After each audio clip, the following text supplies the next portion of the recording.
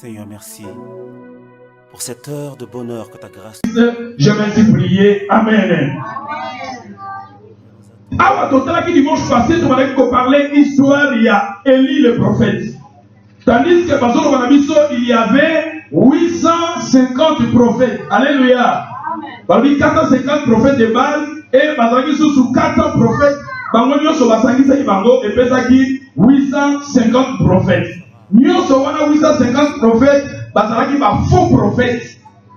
Et tout le monde qui Élie Atikalaki Yemoko. Alors il y a des gens qui n'avaient enseigné rapidement parce que ça va point peut-être dans la développer qui a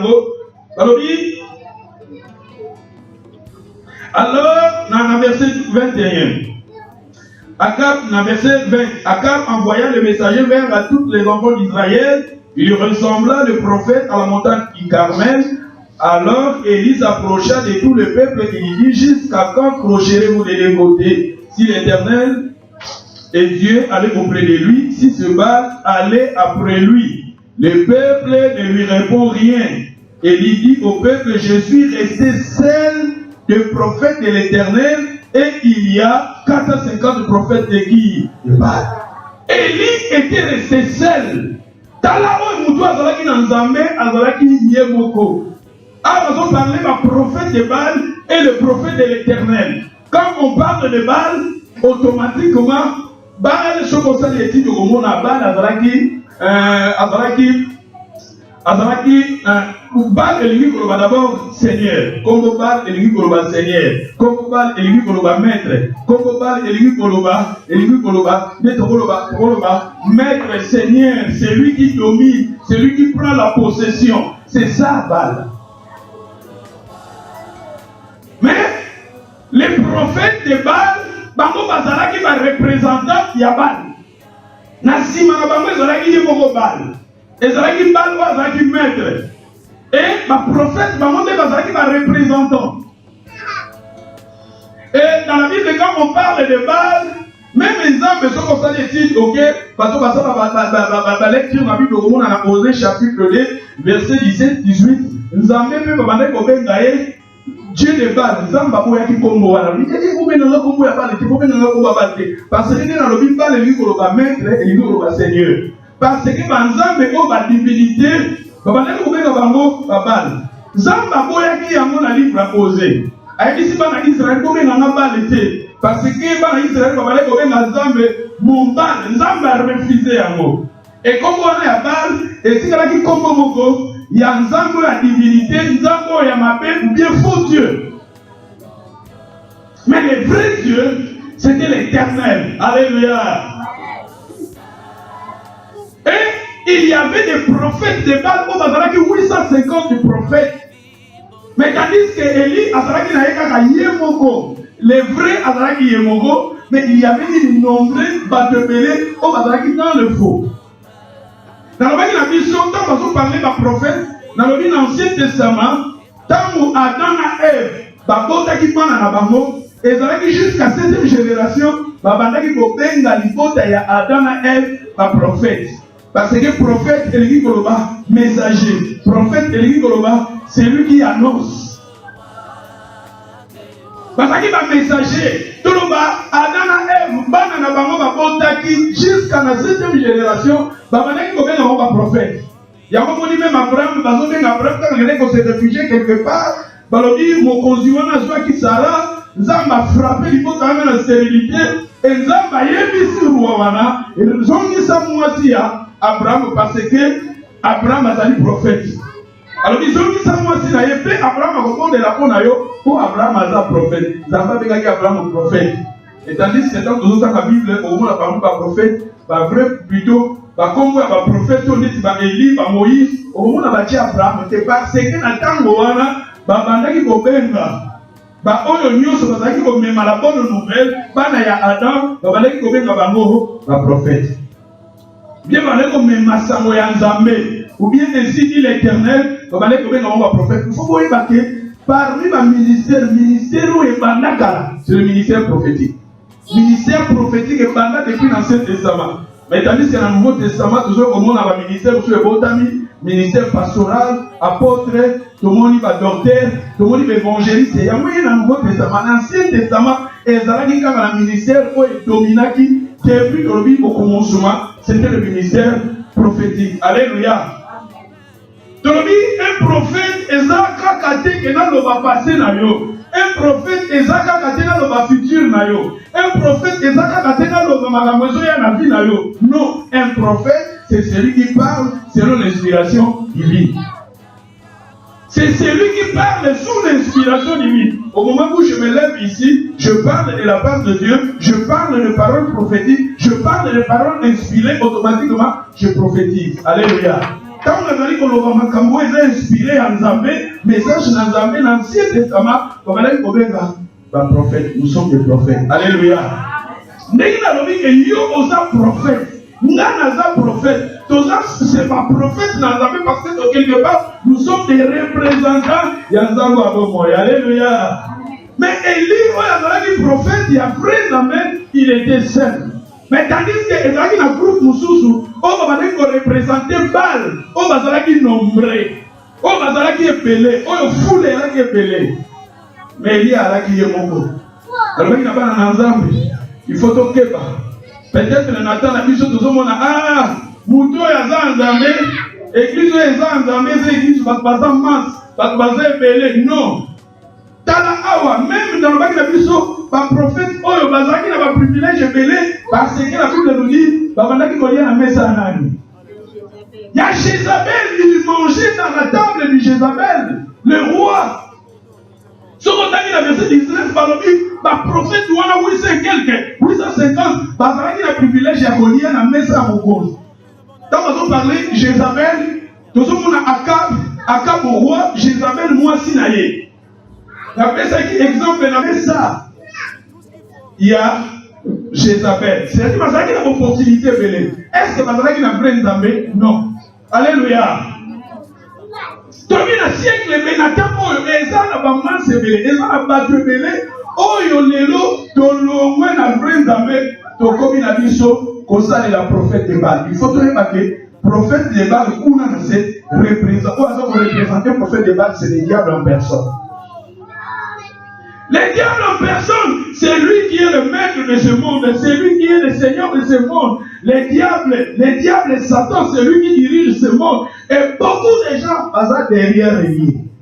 Va te appeler soi-disant, tous en Zambé, mais peut-être tous en Zambé. Il y a un moment en Israël à cet âge-là, dans la confusion, dans la mélange, à la prophète Élie Azorova, dans le verset 21, alors Élie s'approcha de tous les peuples.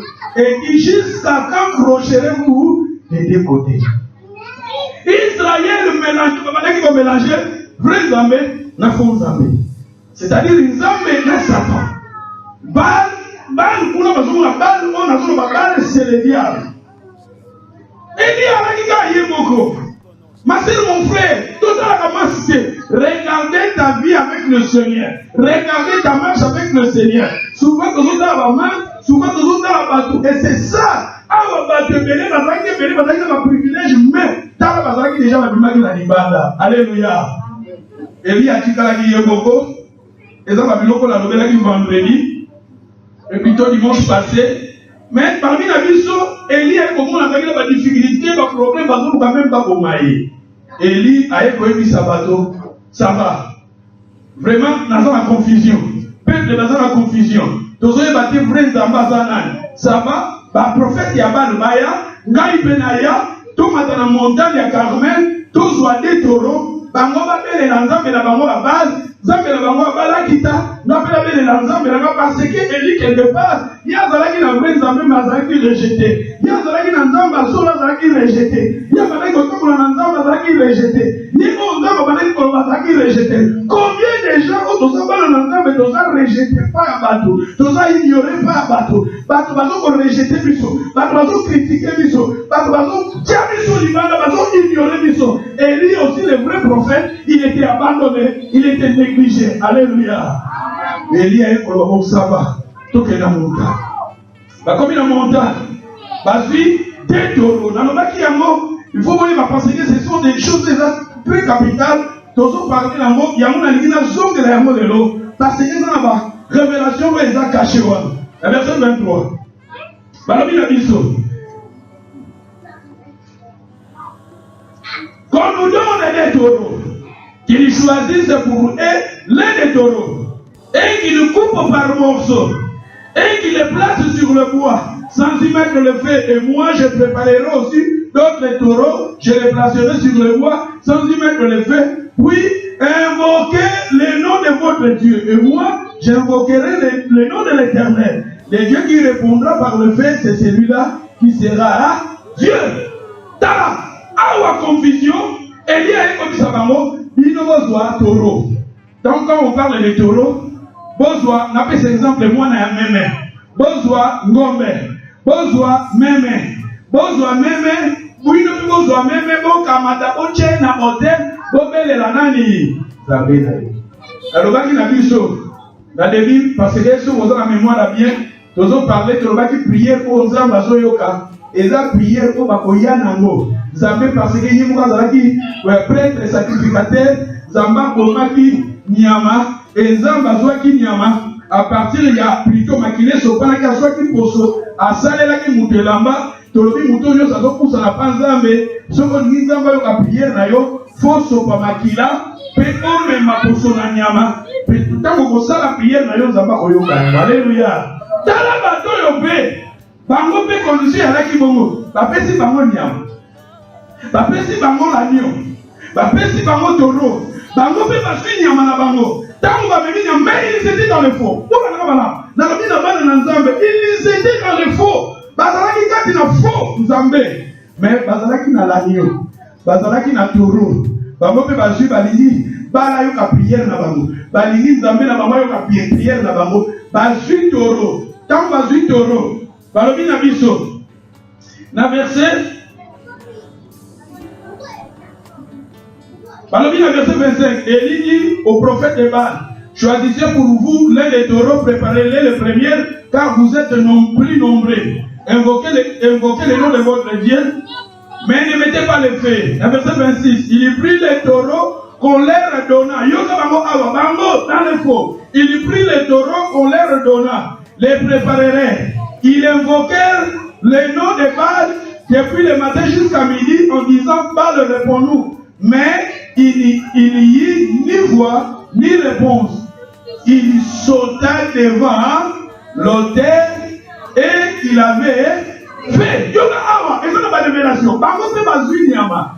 Tant bazui nyama bakati basopi makila. Condition aux âmes pour yoka prière na yo. Mais ils étaient dans le faux. Jean-Baptiste a toujours dit voici l'agneau de Dieu qui ôte les péchés du monde. T'as exemple de l'église de mêlé l'eau. Soit disons l'agneau est là, mais la c'est à l'agneau. Bah ça n'a pas mon abat. On en a mal. L'église de mêlé pour mon quota, bah émission puisson. Tout ça mais la Yesu mais après Yesu te. Et après Yesu te, bah on peut pas suivre l'agneau, bah suivre taureau. Taureau ils ont représenté Christ, mais ils étaient dans le faux. Ils étaient dans le faux. Il faut te dire, Baba, mais tous à la ignorante, dans le siècle où nous sommes vivre. Et ça, on vrai, et ça fait un faux. L'église, tu peux mêler comme ça, on a besoin de mêler, besoin de réussir. Yesu a ça des étiquettes. Pour ne tromper pas. Mais la scène, on a besoin de balle. Mais tandis que les autres, ça dit, nos balles, ils ont Satan. Balle, ils ont Satan. Bango, par exemple, un prophète, un représentant, il y a Satan. Soit disons, soit disons, soit disons, adorer, soit disons, prier, mais, Bacheka Kalanio, et c'est étiquette, mais Kuna, et ça dans mon bal. Alléluia. Yamo, et ça, avec qui c'est belé le nom. Peut-être que son ami, Nanoba, n'a pas connaissance son amour, on va passer. Yo, qu'on a dit, mais je vous dis la vérité. Vous connaîtrez la vérité vous affranchira. Et ça, l'église de Belé, et les églises, et ça, ça va non. Et ça, n'a pas de l'imutaza. Mais parce qu'on représente, nous d'abord, on a dit, taureau, l'agneau, qui est Jésus, mais au fond, ce n'est pas le vrai. Alléluia. Bango bazui taureau, plutôt taureau, na bango, bakadi pe, basopi pe makila. Oh, yo konza ba yo ka prière. Bango basopi makila, mais ils arrivent dans le faux. Et nazalaki touché ça namoni ba prophète oyo ba acte na bango ezalaki de temps basali basopi makila na hôtel na bango hôtel eza lokola esika bazosala prière eza lokola église na bango eza lokola esika bango basambela eza esika lokola bazoya kokota contact na nzambe na bango oyo azalaki dans le faux. Mais ils ont commencé à faire quoi? À sauter. Tala, dans bazola va sauter, bazo danser. Combien de fois ils sont dans l'ensemble, soit disant nous sommes dans les vrais, mais pour nous y est l'ensemble, pour nous couper l'ensemble, c'est un problème. Il y a un personne qui vit dans le monde, les bannières, les 4 bannières, pour le quota, la présence d'ensemble. Dans le monde, il faut que la louange. Dans la bango, awa, par le cas, bazali bosso hôtel na bango, bazali bosso ya présence d'ensemble na bango bal, bazali kosote, c'est-à-dire bazali ko danser. Bazalaki koyemba. Alléluia. Mais biso autres ça dans les vrais. Maman yembela nzambe problème. Au moins na nzambe l'église ozolia chingo. Mwana na nzambe l'église ozala distraction. Mwana na nzambe l'église sali toza kilo. Alléluia. Mais quand bango ils étaient dans le faux. Mais tous ces exemples bazalaki na orchestre. Tous ces exemples bazalaki na guitare. Tous ces exemples bazalaki na pianiste. C'est-à-dire louange ezalaki ma casse. Mais ils étaient dans le faux. Parce que l'éternel, parce que la balle là bas. Alléluia. Ceux qui ont continué, donc à l'issue sur la mini.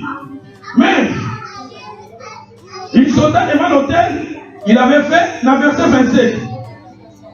À midi, Élie se manquait d'eux et dit, criez à haute voix. Quand, puisqu'il est Dieu, il pense à quelque chose. Il est occupé. Il est en voyage, peut-être il dort et il se réveillera. La verset 28. Il criait à faire quoi? Il criait à haute voix. Et dans une église, soit disons nous sommes dans les vrais. Oui, nous avons l'éternel. L'éternel, le Dieu d'Élie. Mais quand nous sommes là, nous avons la mission assez. Ceux qui prièrent ici. Ceux qui priaient les balles, ils prièrent de bateau, ça a prié à mon thème. Un spécialiste a prié à mon thème. Un spécialiste a prié à ma pensée. Mais pour eux, comme à l'Obanaye, mais regardez, les gens qui étaient dans le faux, mais Bazo Koganga, Moutouko Tate qui Bango, Moutouko Lenisa qui Bango, mais Bango va comprendre que quand nous approchons devant le bal, notre Dieu, il faut donc sauter, il faut donc crier à haute voix. À combien plus forte raison, nous disons que nous avons des vrais dieux. Mais quand nous approchons devant Dieu, est-ce que tout semble là? Donc on va combattre la terre. Est-ce que ça va nous est-ce que ça va nous oublier pour nous oublier? Dans mon affaire, la mine, mon attitude, ma modérateur n'est pas tocara. Ma modérateur n'est pas tocara. Est-ce que prière peut aussi la pour le vivre? Il faut prière au salaki, malobo yo lobaki. Mais ça prière nous ça la même personne bébé na yo. Azo yo kati. Alléluia. Mais regardez, bango bazaki na bango na faux. Mais bayeba qui obéit la balle. Bazaki na bango na faux. Mais bazaki kokumi sa balle. Bazaki ko sauter comme de la balle. Ceux qui vont vivre ensemble le koyoka malobakala. La bango même azaki na mwasi na pembeni na oso na kazaki na mwasi na pembeni. Même azana bana na pembeni s'il s'agit à crier pour la bana yo ka mungomo na ya ko prier. Encore bien plus fort raison que nous avons dans le solo. Ceux qui ont dit toi dans sa prière ava particulier. On dit ça tombe na mungomo ba mususu. Pour ça ko bimalibanda pour ça toi aller ça là-bas. Tu vas la prière mususu. Quand tu vas la prière, il y a routine, mususu faut bonner là. Tu vas faire ça pour mususu abani. Oh, Nkolo. Oh, Nkolo. Bien avec ce dimanche, alors dit, oh, le Dieu de Baal, tu es mon Dieu. Le Dieu de Pharaon, tu es mon Dieu. Le Dieu d'Adam. C'est-à-dire, aïe, tout ça, nous va rencontrer. Alléluia. C'est-à-dire, il faut, dans les gens, là, oui, parce que non, mais c'est gens. Même bateau va mettre la balle.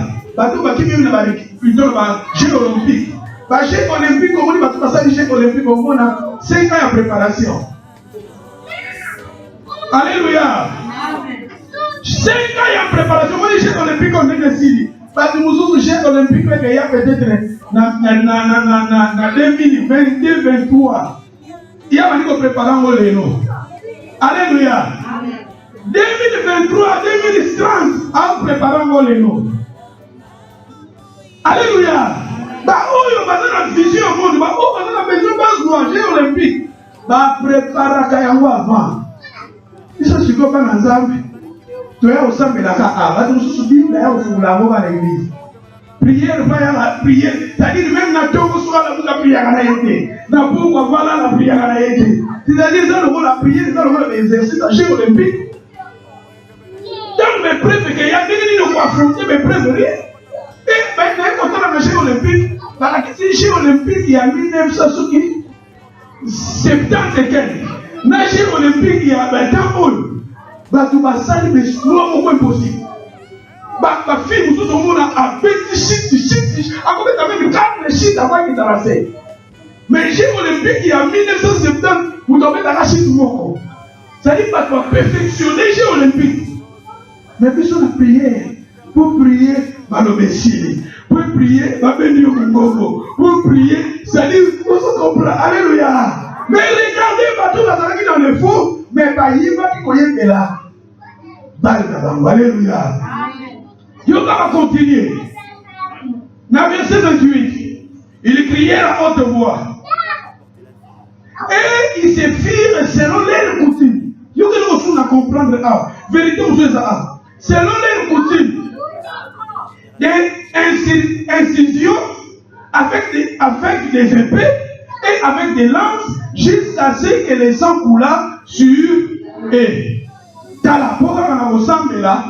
Et comme il y a Balazo là, Balazo répondre que Balobi selon leur coutume, selon leur coutume, et ça la habitude dans Bango, ça la Kabomo. Ah, ceux qui ont besoin de répondre que Balazo répondre que ça va.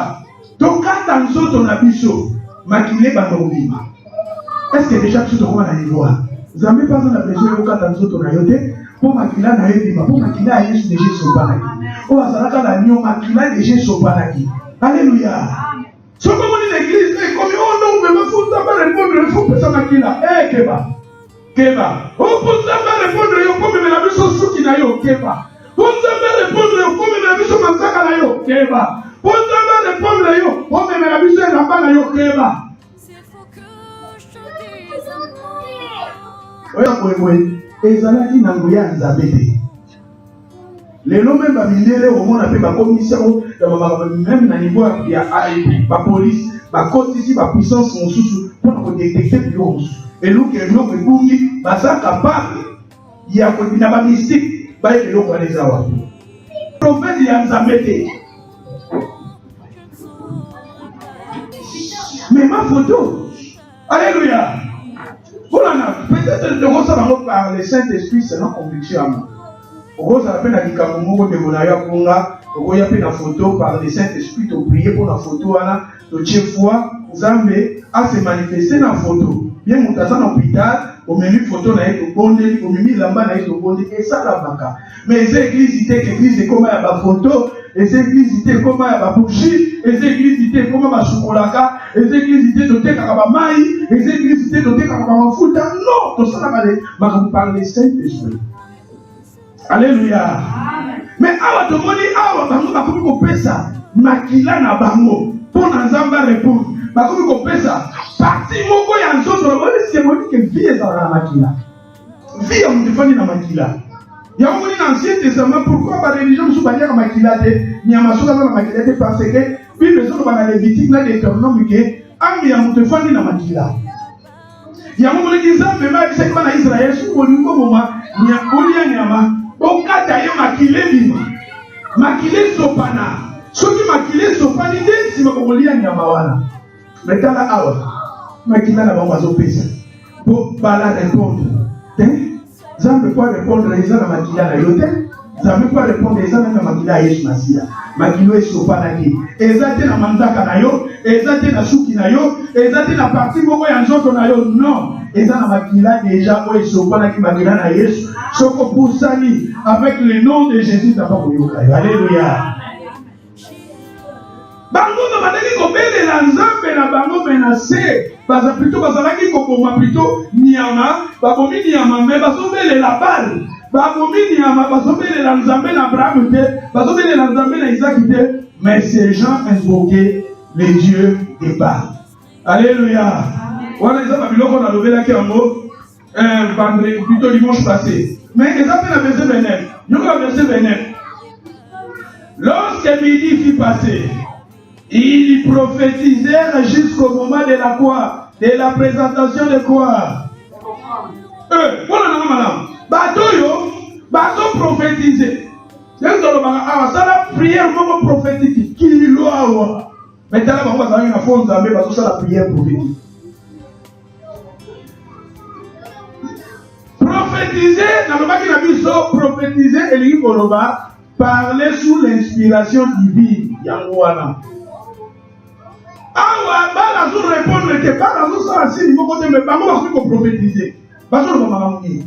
Maloko bazo ba les jours d'avoir pour pas la mazo répondre par côté. C'est-à-dire bateau yo, bandilio yo, ba représenter ba ya ba, ba comment qui déjà na niveau que on occupe ko débloquer makambo eza ko kamama. To ba ko prophétiser. On va dire ko loba, maloba ya mo. So ko tangi na prophète. Et dans le livre Ézéchiel, Zamba a dit que prophète, Mikou est un qui comment? Mais ça, parce que le prophète, on a banda koloba, banda ko prophétiser. Tant qu'on va dire prophétiser, on va louer ça là qui Mikou a fait qui Mikou est comme Kangama, Mikou est un qui est comme Zoanzo, pour la banda qui koloba, qu'on parle sous l'inspiration. Attends que toi, ah, on va ça dans le faux, mais bah il faut prophétiser. Yo ça dans le vrai, à combien plus fort? Tant que vous avez un combat, tant que vous avez un problème, tant que vous avez une difficulté, parlez sous l'inspiration divine. Parlez de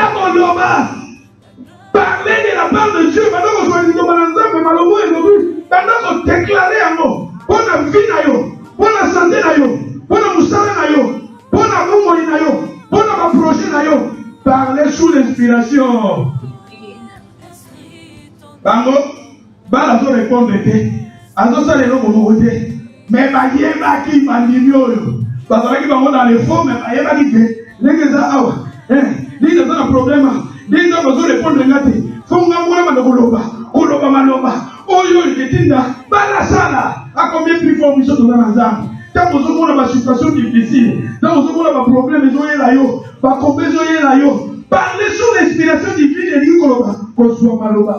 On a mis la Bible, on va nous déclarer au bon. Alléluia. Wana, tout est dans la transe. Si quand on a Élie, à ça qu'il est pour monter qui. Élie dit, alors à tous les peuples, approchez-vous de moi. Tous les peuples s'approchant de lui.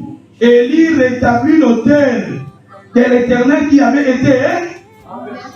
Voilà, non, madame. Adolobaki, Élie awa. Et comme il attend Élie, on a dit dans Zamba solo. Pour monter Kita, Élie a dit dans la terre, fais descendre. Non. Élie pour invoquer le fait de Dieu. Pour faire ça, nous avons besoin de montre ensemble. Montre ensemble, sur le kiti na binayo.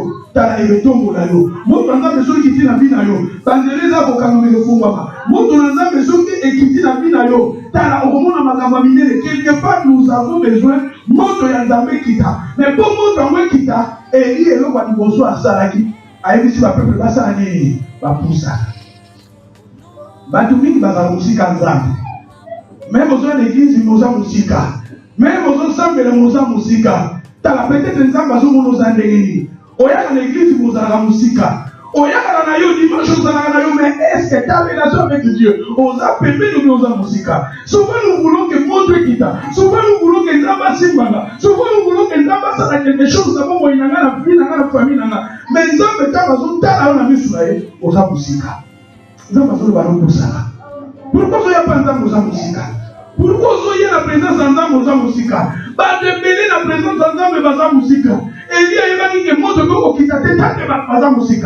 Yango Élie a dit que va pas pousser là. Donc on a pas pu nous pousser là. Parce que l'église va être différent.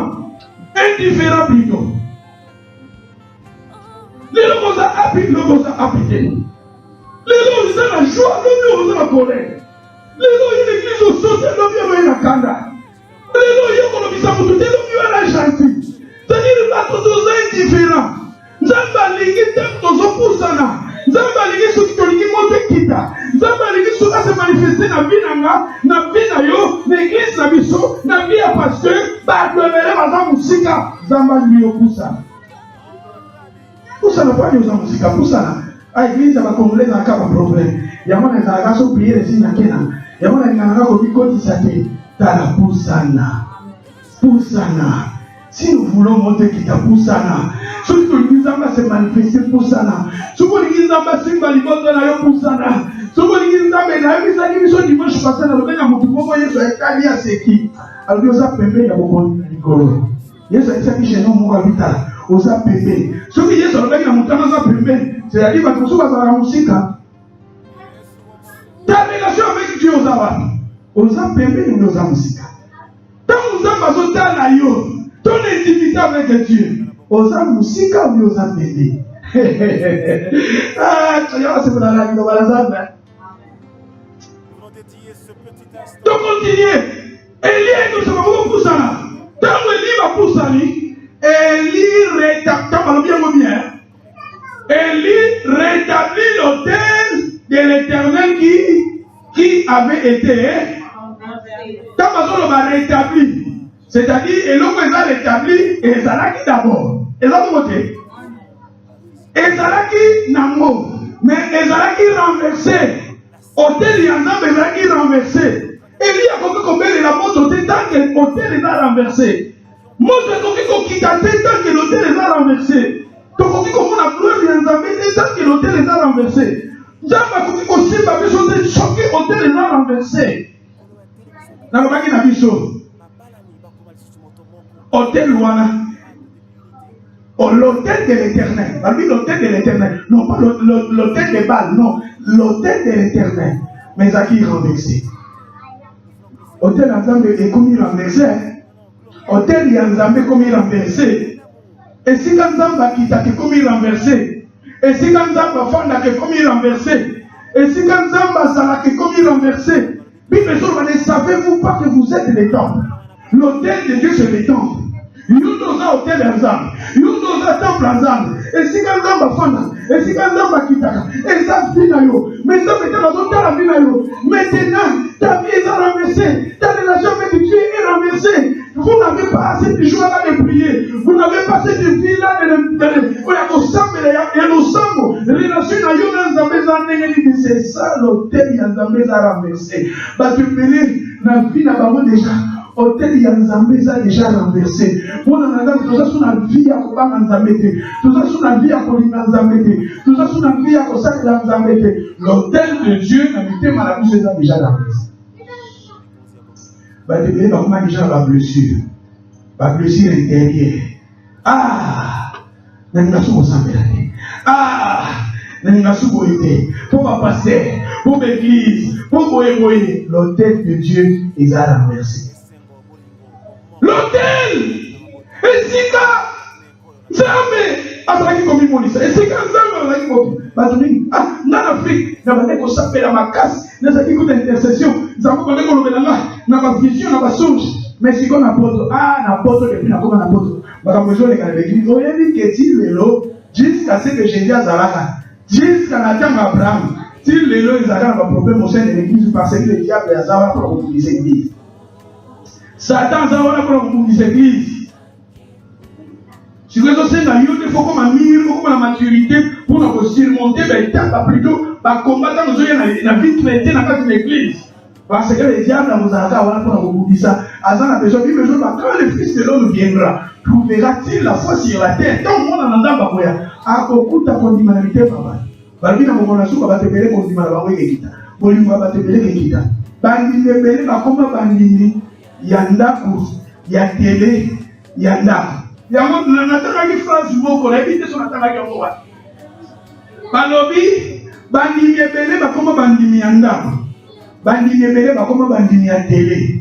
Batala akaka l'église na ba télé. Ah, dans les God Channel, Olivier TV, Wonderful, Bethel, C'est-à-dire, total à la chaîne, ozona, babi me batebele ta ouye soya, bakota na lo la kaka na télé.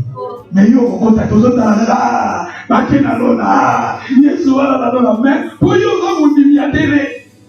Okota la lo bato na lever na télé. Okota la lo bato bakota lo na télé. L'autel de Dieu est renversé. Combien de gens na carte d'église, c'est ça, l'autel est renversé. Rétablis l'autel. Le homme dans la privé n'a pas rétabli l'autel. Il y a combien de la mort l'autel tant que l'autel est renversé. Le monde est conquisté parce que au combien de la mort de Guéaté, dans le bac de la personne a vu la chaque famille, aux s'appelle la mapé. Comment tu peux invoquer le fait de Dieu de descendre tant que l'autel est renversé? Alléluia. N'a que les rapides pour n'a que sa bichot après on fait étiqueté. Dans 31, il prit les 12 pierres. Après le nombre de tribus de fils de Jacob, auquel l'Éternel avait dit Israël sera mon nom. Il y bâtit avec ses pierres un autel au nom de qui? C'est-à-dire, il y bâtit. Voilà, non, madame. Il y bâtit l'autel avec de pierres. Il faut que ta vie soit bâtie sur de pierres. Et le premier père, je vous ai dit que pierre, moi, il y a une chose à Jésus. Il faut que Vinayo, au centre d'Ayo, Vinayo à Monzamé, Vinayo à prière, et ça l'a battu sur le roc, sur de pierres, où il y a Jésus. Ce qui Vinayo, au Christ, on a au bâti l'amour, n'est que le bâti n'a dévi, n'a brique. Tant on brique que Panzala, au Tikanzila Nzambi. Ce qui vit chrétien n'a yo, au bâti l'amour n'a zété, pour que l'on zété que Katana, yo au Tikanzila Nzambi. Tant que vie chrétienne na yo, ils ont bâti sur les arbres. J'ai dit à l'objet que Batumusu Batongi, ndako na bango, likola sable, mbouleye, moupepeye, toreye, bakoui parce que faut ta fondation. Mais Batumusu Batongi, faut la bango na libanga, où ils ont roche, où ils ont pierre, où ils ont Jésus. Tant mbouleye, moupepeye, moeba quoi ya exalté. Tonga foi na yo, tonga kondima na yo, na Christ. Il y a un moment où il y a un hôtel. Bazui hôtel, et si il y a un nyama, bazui va tuer 12 pierres. 12 pierres, ils ont symbolisé Zambé à Israël, le vrai Dieu. Mais pierres, dans la Bible, ils ont symbolisé d'abord Christ. C'est-à-dire, quand on dit Manayo, vie chrétienne, foi, sur Christ. Parce que les bazos de Manafoi, parce que bazos bâtir ma vie dans la base. Bâtir vie na yo na mutu et yango il bâtir vie na yo na pierre plutôt na brique parce que na lobaki est différent entre pierre na brique. Brique mutu mutasala lango. Pierre o eza rock eza naturel. C'est le moment que na Angile brasserie et si kapuna mai mo eza wana na mai wana mabanga et kota bakayas. Namoni ba Congolais bele bazala bazobuka na ba mama na ba papa bazobuka mabanga bazoteka.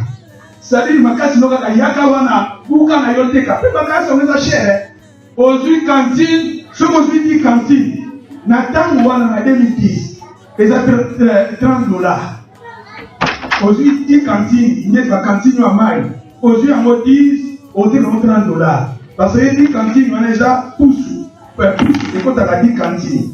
C'est-à-dire que nous avons des bébés, nous avons des bébés, et nous avons très dangereux, au glisser au kakayo. C'est-à-dire que ma banque est sur le côté,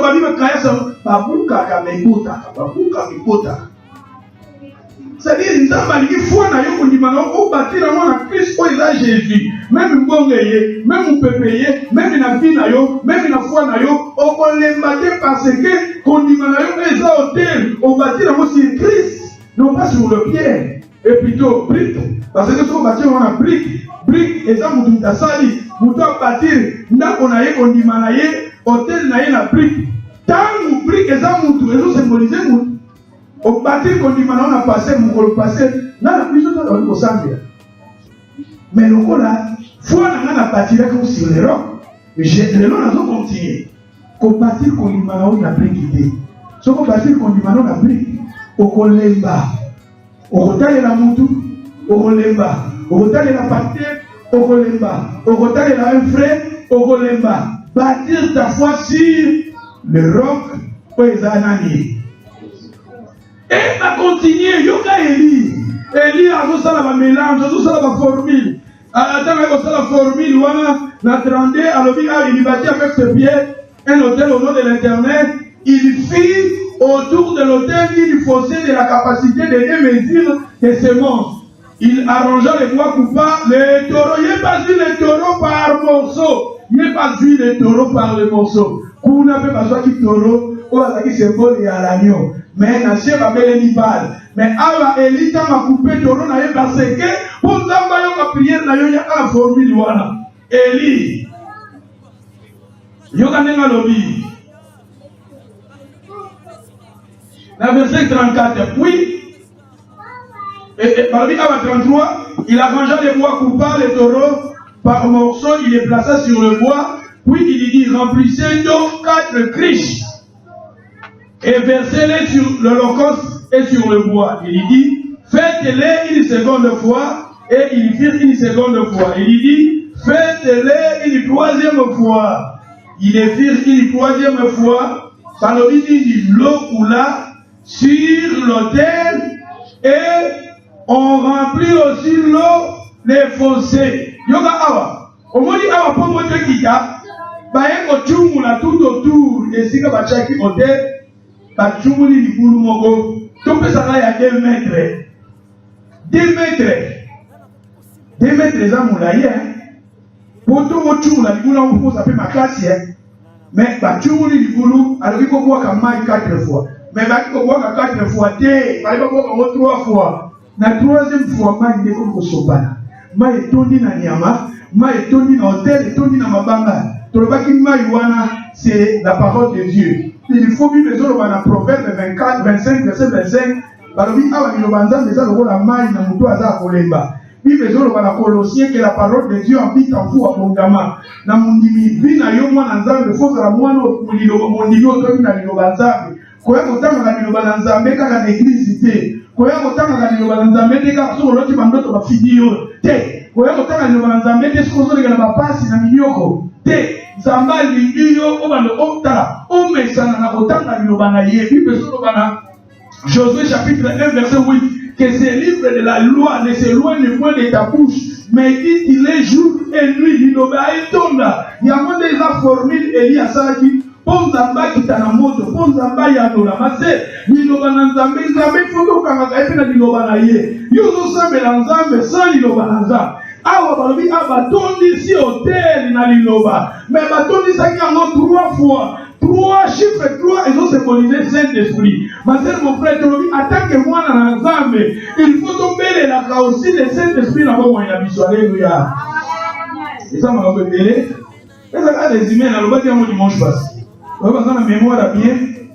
On va dire que Makambo Nazolo va la loi dimanche passé. L'Okula, et Balobi Eli, le prophète s'avança. Dit l'Éternel, Dieu d'Abraham, Dieu d'Isaac, Dieu d'Israël. On va dire, ah, il y a tombé de la base de terre, a tombé de le vrai Dieu. A tombé de identifier Nzambe Naye, Nzambe Abraham. Le vrai Dieu va faire le Dieu d'Abraham. Parce que Nzambe ayaki ko se révéler la première Nzambe se révéler qui Abraham. Nzambe salaki alliance na Abraham. Pe na bana ya Abraham yango yita bazobele na Nzambe na ye a identifier Nzambe na ye parce que avokaki pe koloba bal parce que na mbaki na biso na Osée chapitre 2 verset 17 18 bana Israël babanda ko benga pe Nzambe bal Nzambe refisa ko benga bal te parce que bal wana ezalaki lokola confusion. Pour Nzambe ayebaki ke bal wana ezalaki ba fausse divinité Satan azalaki na nsima wana yango Nzambe awa plutôt Eli ntango azobeli na Nzambe na ye aidentifie Nzambe na ye na kombo ya Dieu d'Abraham, Dieu d'Isaac, Dieu de Jacob, Dieu d'Eli. C'est-à-dire toro ezalaki wana agneau ezalaki wana makile sopanaki ya nyama mais na se ya nyama wana la se ya Jésus va identifier le Dieu d'Abraham. Mais tandis que bango kuna bazaki dans le faux basopi pe makila bachepe l'agneau ont symbolisé Jésus mais bazaki na faux Jésus. Est-ce que y a eu pe ba faux Jésus bazala Tant même ma témoignage, dans la témoignage belé à bateau, oh basala bazaki na magie, bazaki na rosicrucien, chrétien, franc-maçon. Au commun na bango pe pour bazana Jésus na bango. Mais ça faut Jésus. Faut Jésus, c'est-à-dire awa Eli a sopi makila, a skepe nyama, menacé à nyama wana, a zopé les dieux, les dieux d'Abraham, les dieux d'Isaac, les dieux de Jacob, les dieux d'Israël. Alléluia. Isaac, qu'on sache aujourd'hui que tu es Dieu en Israël et je suis ton serviteur et j'ai fait, plus tard, je fais toutes ces choses par ta parole. Par ta parole. Réponds-moi, l'Éternel, réponds-moi, afin que ce peuple reconnaisse que c'est toi l'Éternel qui est Dieu.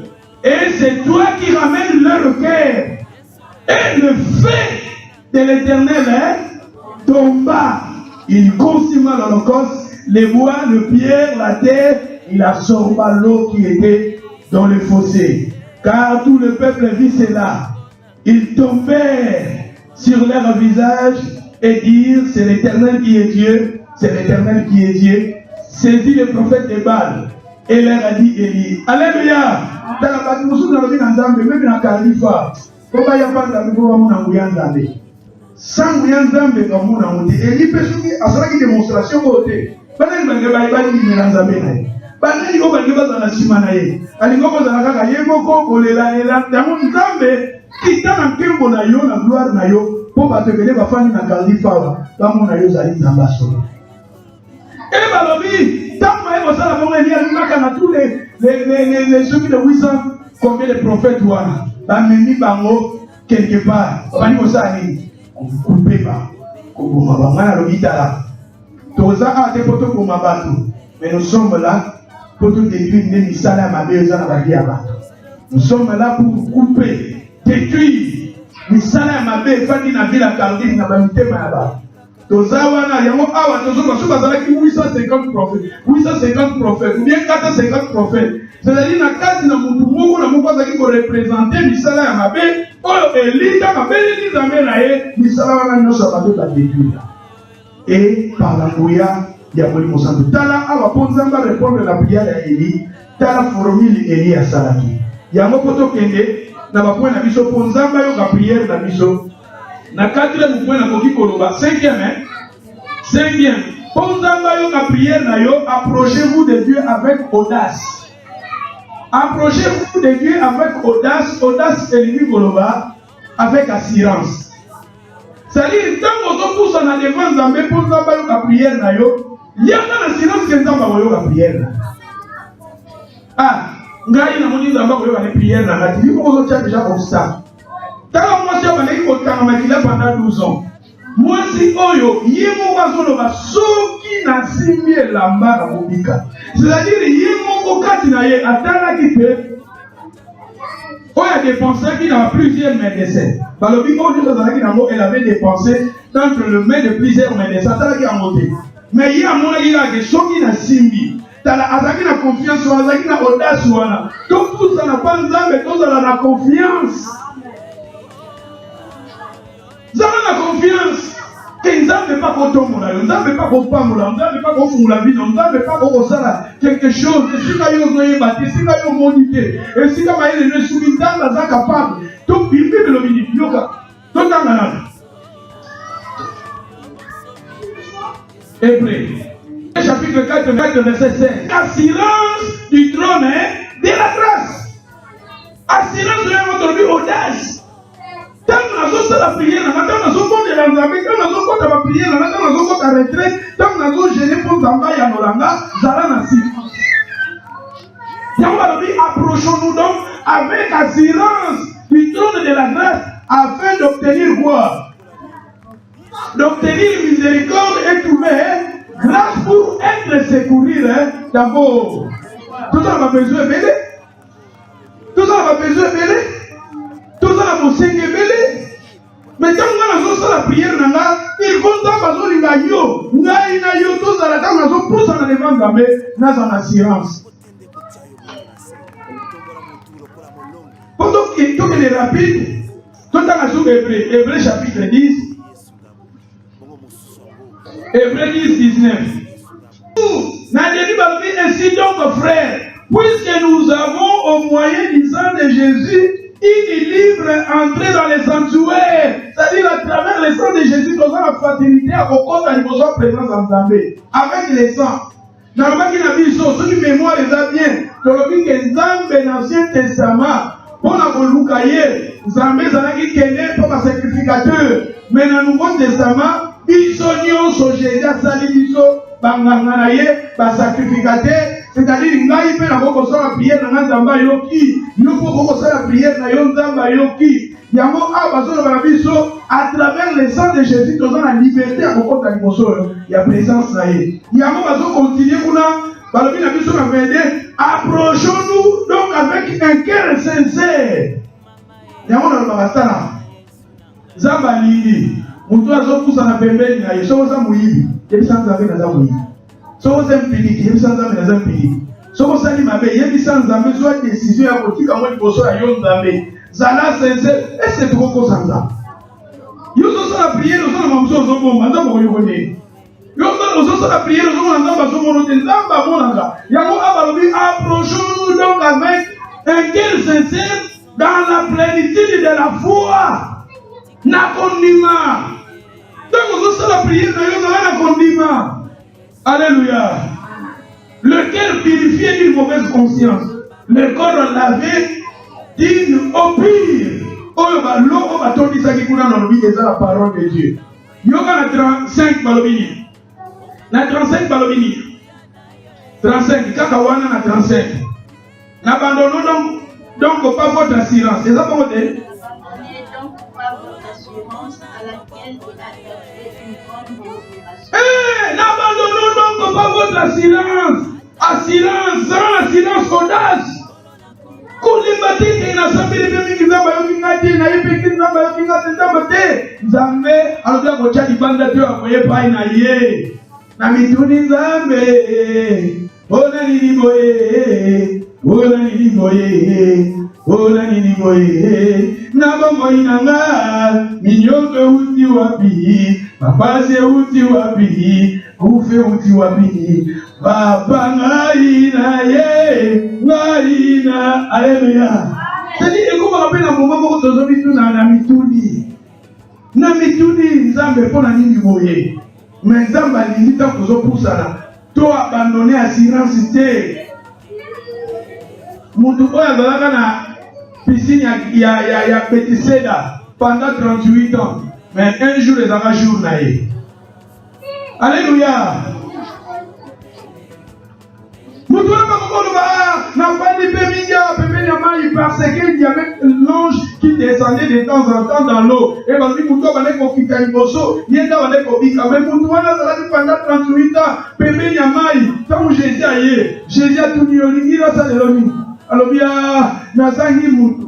Soki ange akitia ningisi mai, nga nazangi mutu ya kotindika na mai. Saki nazangaki mutu mazalaki pembeni ya mai. Azangaki mobali me azalaki pembeni ya mai. Azangaki bongo me azalaki pembeni ya mai. Akungisaki kondima na yete, akungisaki assurance na yete. Ma sœur, mon frère, kokungisa assurance na yote, kokungisa foi na yote, kokungisa kondima na yote. Telema na kondima, telema na kondima, telema quel que soit quel que soit ma problème, quelle que soit la tempête, quelle que soit ma critique, quelles que soient les épreuves, Zala à côté de moi. Le bon ensemble, vous avez fait bien, Zala à côté de moi. Yoga va continuer par le midi, la 36. Car vous avez besoin de quoi?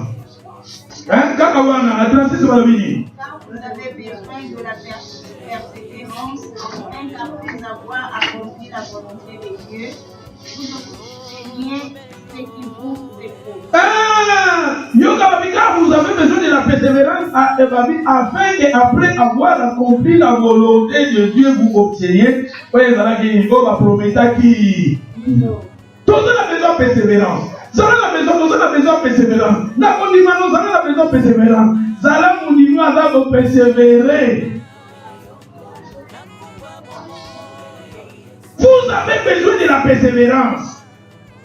Après Approchez de Dieu avec audace. Approchez devant Dieu avec la foi. Approchez devant Dieu avec l'assurance. C'est ça.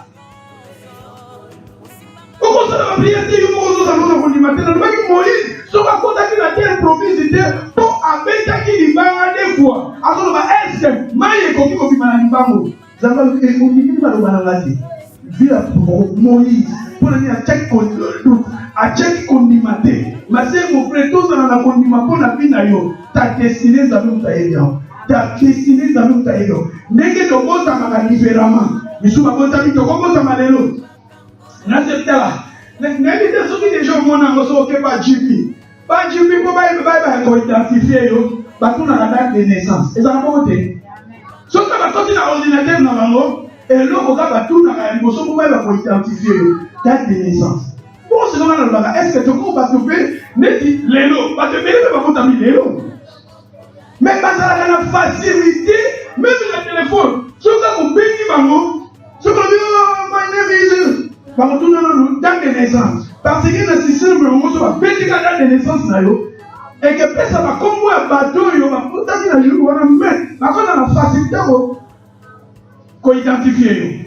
Pour la bonne Nzamba yebi soki baka mokili parce que bako identifier biso à combien plus fort raison d'aller tant que yo botama Nzamba yebi jour yo botama alors que Jérémie avant yo sala manaki pour maman na ebaki et ça par hasard était que tu se retrouver en mokili et ça dans la plein Nzamba même on a la poto tala et ça kana ngolo Nzamba na pana soki Nzamba mima que la poto et ça na makambo de penza ba préparer pour la avec le temps pour on a qu'on l'embâter qu'on désespéré. Et c'est comme un porte monsieur comme au carnaval pour la bâtiment, pas le comme au fond.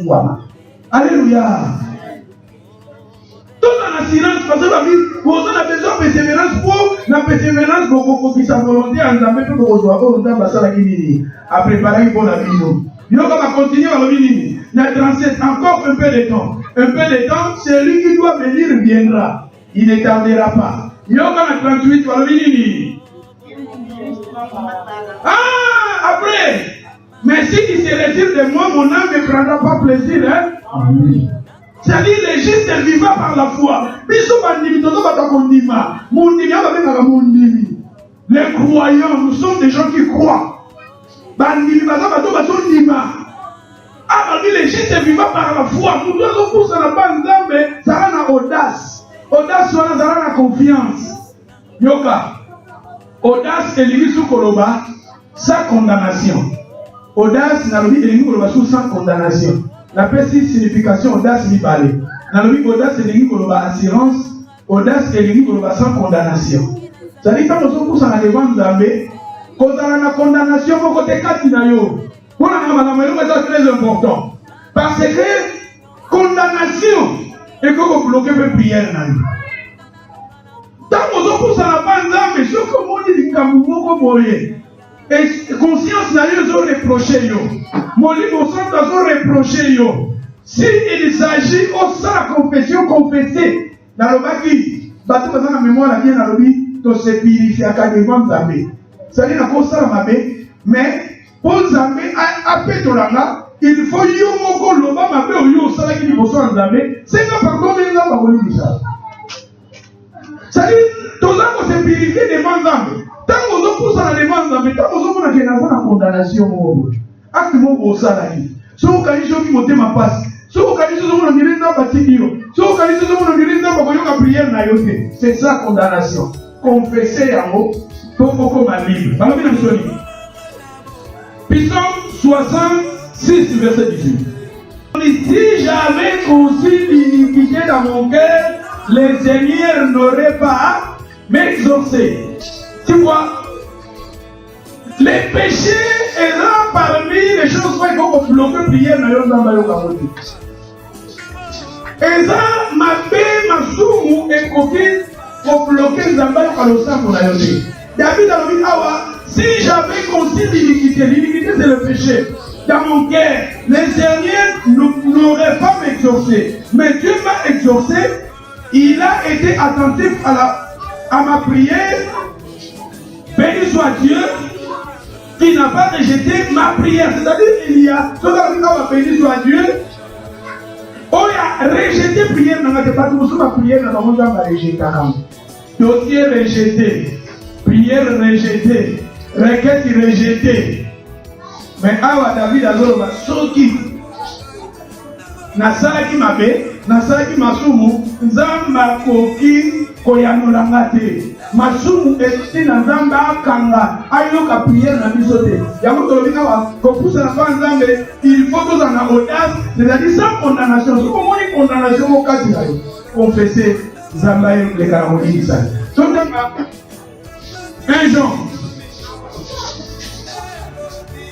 1 Jean chapitre 3. Donc maintenant on a 1 Jean chapitre 3 verset 20. Là c'est dans la passage journée. Si notre cœur nous condamne, Dieu est plus grand que notre cœur. Il connaît toutes choses. Si notre cœur nous condamne, et là on va vous soutenir le ah na sala ki kamwana na babi.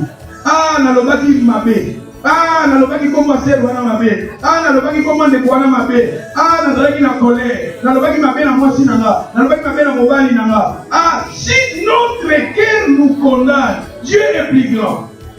C'est-à-dire avant de commencer à facilité plutôt facilité mon na ba pensée na biso na conscience na biso mais qu'on reprocher yo. Et dans le cas où ça y est nous na mawa tristesse pour aller na sala ki pour aller na loba ki pour aller na sala ki bon pour aller c'est ça. Si votre cœur vous condamne, à combien plus fort raison Dieu. C'est-à-dire attends que moi na nzambe ce que vous avez au et donc vous avez la confession.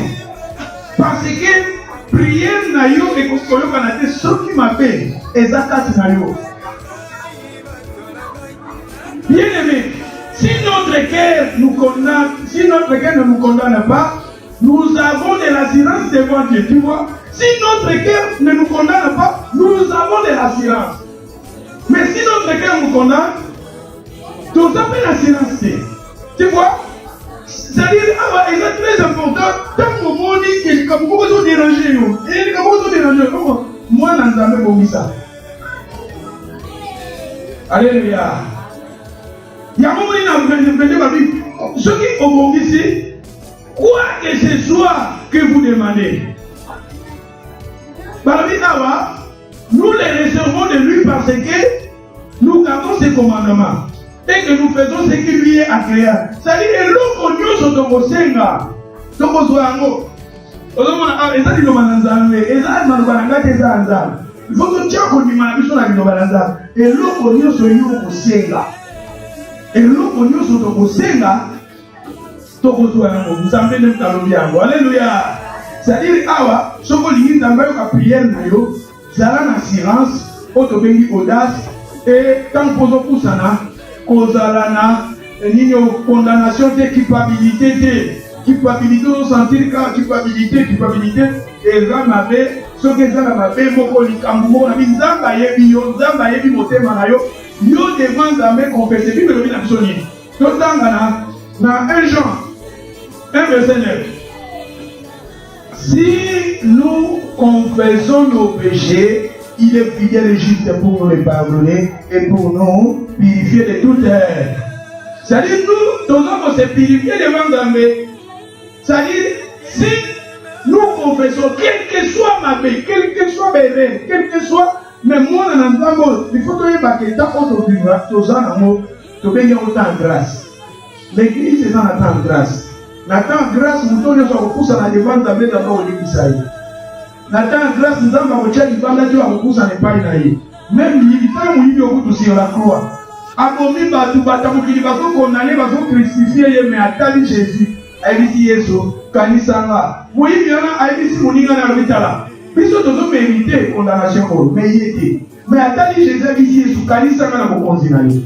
Jésus a donné naïe. Aujourd'hui tu seras avec moi dans le paradis. C'est-à-dire mutu oyo a joué grâce même la dernière minute. C'est-à-dire, avant Nzambe, ce que vous pas Nzambe, Nzambe m'a béni au soigné de Sakanaye. Et je sais que vous avez confessé. Et dans le passage, dans le proverbe de la zone, vous avez dit, Yéga vous prospérer. Mais moi, je vous ai prospérer. Parce que ceux qui sont dans la maison, pour confesser au cas d'un métier, moyen prospérer, là, c'est ça le barrage, c'est ça le blocage, c'est ça bloqué. Moi, dans un métier, on se pousse dans les demandes d'un métier, vous allez libre, il y a qu'à confesser. Oh, nous sommes une condamnation, oh, nous sommes une question à confesser pour la facilité, nous avons le sang pour la yo. Ésaïe 59, verset 1. Mais non, il n'y a pas de dire, non, la main de l'Éternel n'est pas trop courte pour vous sauver, ni son oreille trop dire pour vous entendre. Mais ce sont vos crimes, criminels.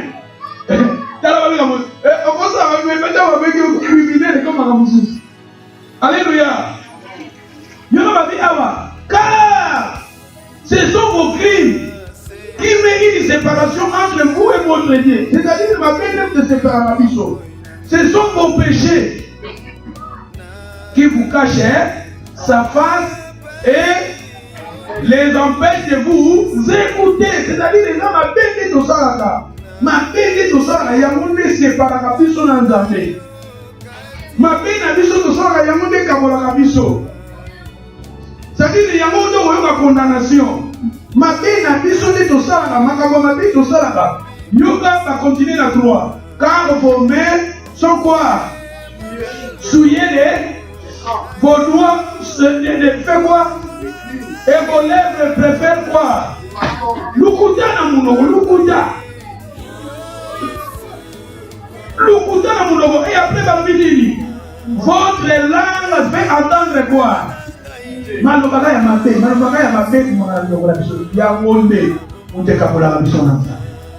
alléluia. C'est-à-dire, tant que moi on a prier, s'il s'agit de la condamnation, confesser un mot, l'oba un mot devant Zambé. Zamba limite, oya, on a la prière Zambé. Et là, il y a beaucoup de qualité. Et là, il y a beaucoup de fautes dans la qualité. Adana F, Adana F na jardin de lait. Bali Moumazamba y pas un mobile. Atouni, est-ce que tu as mangé? Zambé tanga tes amoisi. Il y a besoin de reconnaître ma benne à yete à Mouninga. Devant Zambé, tu vas la rabongo. Oso reconnaître ma benne à yote Mouninga. Zambé n'a écouté tout yé. Et lui, quand on va almaki Zambé, et Zambé Mounga de moi si on tchaki pembe l'inara. C'est-à-dire que on Zambé, faut te dire ça, il faut y tchaki moi si te pembe l'inara. Mais c'est moi qui ai mon livre, c'était exact pour tout ça, exact. Mon frère, tout ça là, quelque part, quand nous approchons de Dieu, Zambé a limite à la sincère. Ceux qui n'ont pas dit ma belle bande, Zambé n'a pas dit. Bah bien, au moins il m'a dit dans le tribunal et à la base. Auquel le tribunal, au prix là qui fait, dans mon commis. Devant le juge, au prix là, il fait, oh, elle a dit, on va tout rater. Elle a dit, peut-être une fausse idée, il a fait. Donc tout ça, on va dire, ça va au cadre. Mais si on dit, on dit non, on va guilty, on dit guilty. Déjà, on dit déjà. Déjà, on dit guilty, et le petit bambo. C'est-à-dire, les gens, ils attendent son pouce en a, tout le parce qu'on sait qu'il m'a fait, qu'on s'en m'a fait de deux fois, qu'on va pas moutou. Quand on fait de deux fois, on va voir si on va mon bali nayo, pas ban nayo, confesser des mafés d'aller la bali. Alléluia. Donc continuez pour aussi dire ça. Après ça, on va prendre un rapide. Septième point, et là septième, hein. Septième, sixième.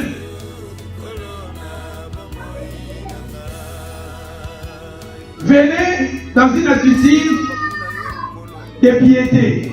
Venez dans une attitude de piété. Tout en hébreu, tout en verset 16.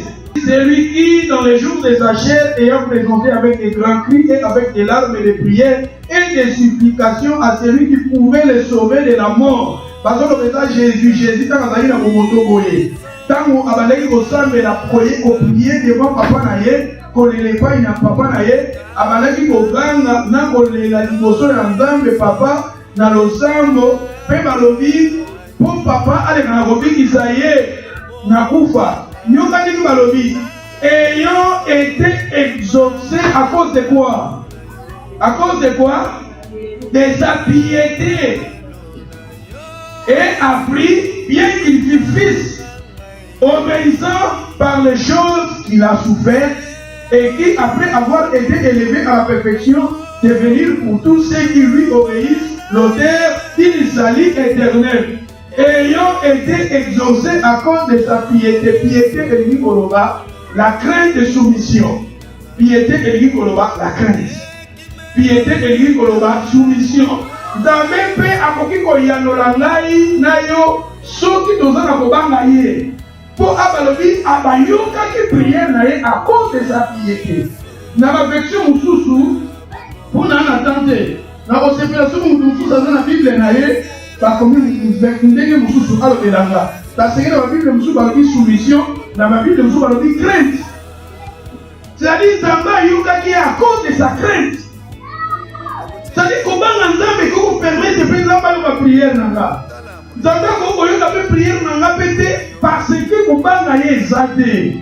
C'est-à-dire awa nazopesa biso ba condition de base pour une prière exaucée. Nzambe alingi tozala na kobanga ye kati na biso. Nzambe alingi tozala na obéissance na ye. Nzambe alingi tozala na soumission na ye kati na biso.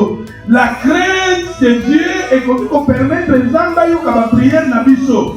Kobanga Nzambe te ekokozala mpe lokola obstacle mpo Nzambe ayoka ba prière na biso te. Olandinga malamu nasu na tante pourtant ekei na 7e point soki tolingi Nzambe ayoka prière na biso,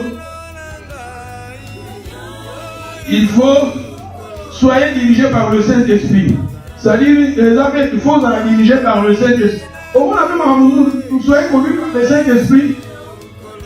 Et ça, on va vous prier. Parce qu'on va nous gêner. C'est ça. Vous vous sentez quand on va gêner. Gêner. C'est ça. Tant qu'on va gêner, on va conduire par le Saint-Esprit. Comment on l'a dit, on a prier. On peut battre au pied. Parce qu'on va prier dans la langue. Prier. Et ça, on va prier pour nous prier. On continue dans la langue. On va prier langue. C'est ça, prier par le Saint-Esprit. On commence à programme na yo pe pour le Nzambe changer le programme na yo. Parce que Nzambe yebi. Va prier, vous allez prier par la langue. Vous allez prier pour la ndékola moko. Vous allez prier pour la ndékola moko en danger. Vous allez prier pour la ndékola moko en attaquer. Prier par le Saint-Esprit, et ça fait très important. On va sentir que dans un discours semaine gêné. On va négliger un moment où ça a accident. Il y a un gêné. Il faut sentir culpabilité ou condamnation. Pour sentir que nous avons tous les gens qui ont bandana gêne, bandana prière, bandana gêne, lobby. Vous voulez dire que vous avez pour la famille. Il y a un sentir parce que c'est ça conduit par le Saint-Esprit. Alléluia. Biso attaque bana na Nzambe, Bible lobi na biso to prier par le Saint-Esprit. Bible lobi na biso to sera conduit par le Saint-Esprit. La prière par le Saint-Esprit est très important.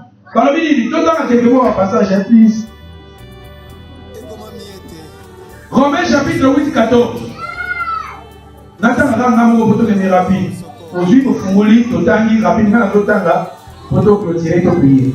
Car tous ceux qui sont conduits, Romains 8, 14, tous ceux qui sont conduits par l'Esprit sont fils de Dieu. Tous ceux qui sont conduits par l'Esprit de Dieu sont fils de Dieu.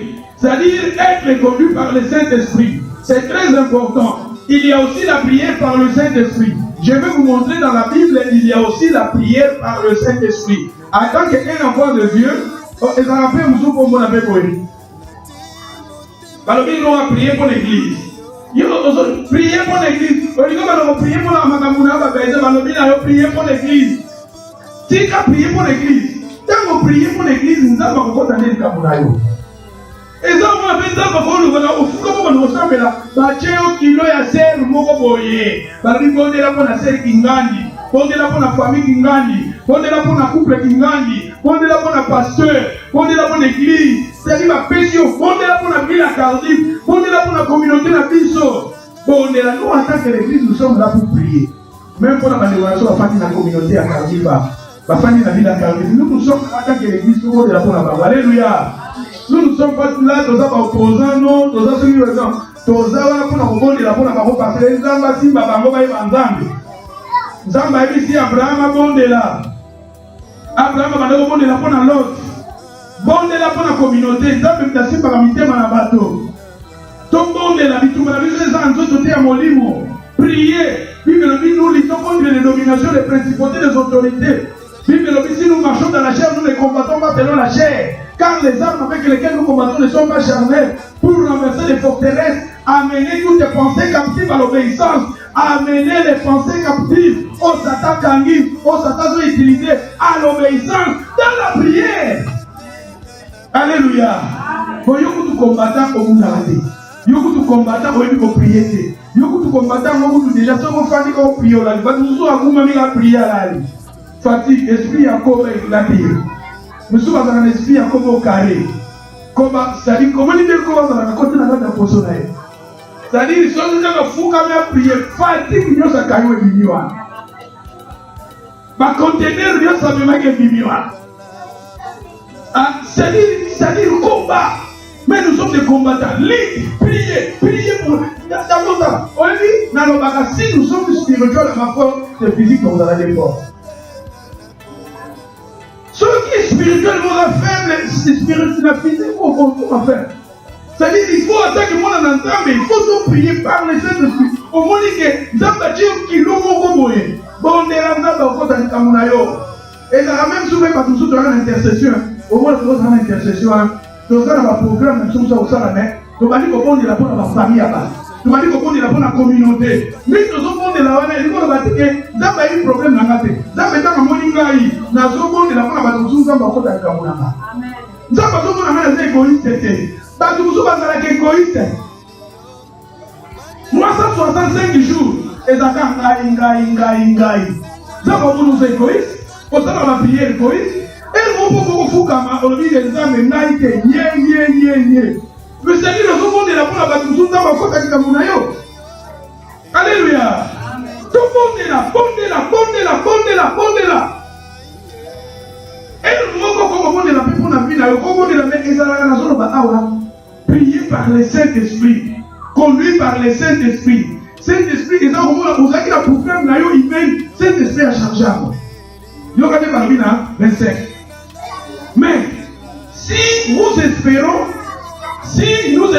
à ce que nous ne voyons pas, continuez. C'est ça, Nancy. 25. Nous l'attendons avec persévérance. De même aussi l'Esprit nous aide dans notre faiblesse, car nous ne savons pas ce qu'il nous convient de demander dans nos prières. Mais l'Esprit lui-même intercède par des soupirs inexprimables, et celui qui sonde le cœur connaît quelle est la pensée de l'Esprit, parce que c'est selon Dieu qu'il intercède en faveur de saints. Thank you. De même aussi l'Esprit nous aide dans notre faiblesse, car nous ne savons pas ce qu'il nous convient de demander dans nos prières. Ça dit de éviter. Mais le Saint-Esprit nous aide. Mais l'Esprit lui-même intercède par des soupirs inexprimables. Celui qui sonde les cœurs connaît quelle est la pensée de l'Esprit, parce que c'est selon Dieu qu'il intercède en faveur des saints. C'est-à-dire, il faut se confier par le Saint-Esprit, parce que les gens tout le monde est là pour la Moutimbo, tout le monde est là pour la Congo, tout le monde est là pour le gouvernement. C'est-à-dire, c'est ça conduit par le Saint-Esprit. Tout en bas, Éphésiens chapitre 6, verset 18. Éphésiens, Palomini. Faites dans l'équipe passage où nous sommes en haut.